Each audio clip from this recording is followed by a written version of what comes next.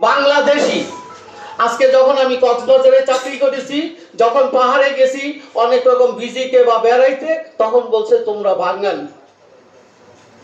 তারা কিন্তু আমাদের বাঙালি বলে। জিয়াউর রহমান এটা বুঝতে পেরেছেন যে বাঙালি বললে কিন্তু তখন কেলটারাতে বাঙালি আছে, আসামে বাঙালি আছে, ত্রিপুরাতে বাঙালি আছে, বাংলাদেশে বাঙালি আছে। কিন্তু যখন আমরা বাংলাদেশি বলি তখন একটি নির্দিষ্ট ভূখণ্ড, এটা আমাদের সার্বভৌমত্বকে প্রকাশ করে। তাহলে উনি আমার পরিচয়, রাষ্ট্রীয় পরিচয়, আমার ভূখণ্ডের পরিচয় এবং ভূখণ্ডের সার্বভৌমত্ব রাখার চেষ্টা করেছেন এবং রেখেছেন আমার জাতীয় আদর্শের মধ্যে দিয়েও।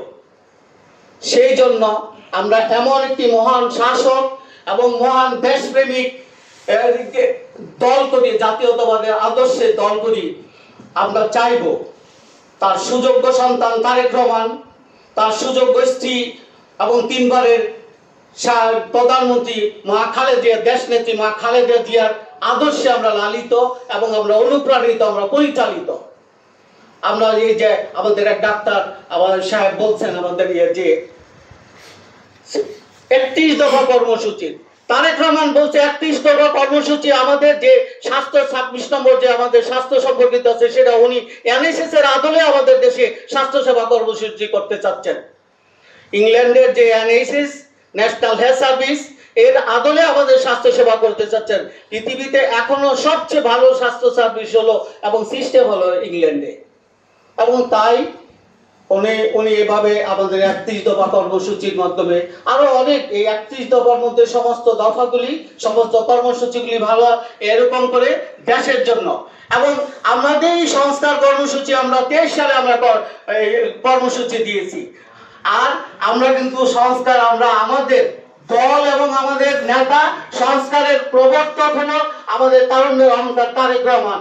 এদেশের সংস্কার কিন্তু এমনি আসে নাই। আজকে যারা বলতেছে সংস্কার ডক্টর ইউনূস করবেন, বৈষম্য বিরোধী ছাত্র সংগঠনগুলি করবেন, তা না। এগুলি বিএনপির ফর্মুলা। বিএনপি এদেশে জননেতা তারুণ্যের অহংকার তারেক রহমান এদেশে এই সংস্কার প্রস্তাবগুলি দিয়েছেন। তো সুতরাং আমরা চাইবো যে আমরা যে যেখানে আছি আমাদের কাজগুলি, উনি কাজ চায় সততার মাধ্যমে, জিয়ার আদর্শের মাধ্যমে আমরা যেন এই কাজগুলি করতে পারি এবং এই দেশকে উন্নত করতে পারি।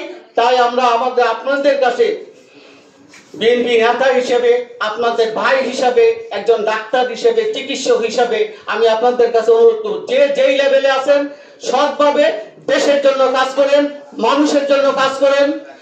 আমি আরেকটি কথা বলবো, আপনি জিয়াউর রহমানের মতন, আমার এক নেতা বলছে জিয়াউর রহমানের মতন আমরা যদি কাজে ঝাঁপাই করি, চলেন না আগামীকালই আপনার হাসপাতালে চারিদিকটা পরিষ্কার করি আমরা। আপনি আপনার নেতৃত্বে আমি থাকবো, আমরা সবাই থাকবো। হাসপাতালের চারিপাশটা যদি আমরা পরিষ্কার করতে পারি তাও তো আমাদের কাজ একটা জায়গা থেকে স্টার্ট করলাম। সুতরাং আমরা যার যার জায়গা থেকে দেশের জন্য, মানুষের জন্য নিজের দায়িত্ব, পবিত্র দায়িত্বগুলি পালন করব এবং দেশকে একটি কাঙ্ক্ষিত লক্ষ্যে নিয়ে যেতে পারবো। ভবিষ্যতে যেন নির্বাচন আসলে আমরা ভোট চাইতে পারি, মানুষের কাছে যাইতে পারি এবং অহংকারের সাথে মানুষের যে আমি তোমার জন্য করছি, তোমাদের জন্য করেছি, দেশের জন্য করেছি, এবং তাইলে এদেশ শান্তি আসবে, এদেশে একটি গণতান্ত্রিক সরকার প্রতিষ্ঠিত হবে এবং জিয়াউর রহমান আদর্শ প্রতিষ্ঠিত হবে। তাই ভবিষ্যতে সুন্দর একটি বাংলাদেশ, গণতান্ত্রিক বাংলাদেশের বিনির্মাণ হবে, এই আশাবাদ ব্যক্ত রেখে আপনাদের সবাইকে ধন্যবাদ জানিয়ে আমার বক্তব্য শেষ করছি। আসসালামু আলাইকুম ওয়া রাহমাতুল্লাহ।